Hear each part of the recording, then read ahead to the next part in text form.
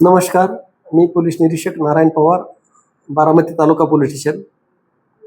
दिनांक 19/8/26 रोजी सकाळी 6 ते 6:30च्या दरम्यान एका दक्ष नागरिकाकडून आम्हाला फोन आला आणि त्यांनी सांगितलं की तांदूळवाडी गावच्या हद्दीमध्ये जुन्या रेल्वे ब्रिजच्या खाली एक नवजात अर्भक त्या ठिकाणी कोणीतरी टाकून दिलेलं दिसत आहे आणि ते रडत असल्याचा आवाज येत आहे. त्यावरून मी आमचे पोलीस कॉन्स्टेबल शाहरुख शेख यांना त्या ठिकाणी खात्री करण्यासाठी पाठवले असता ते 112 ड्युटीला होते. त्यांच्याबरोबर PSI अमोल कदम हे त्या ठिकाणी जाऊन खात्री केली असता त्या ठिकाणी जवळच काही गिरगाई सांभाळणारे लोक राहत होते.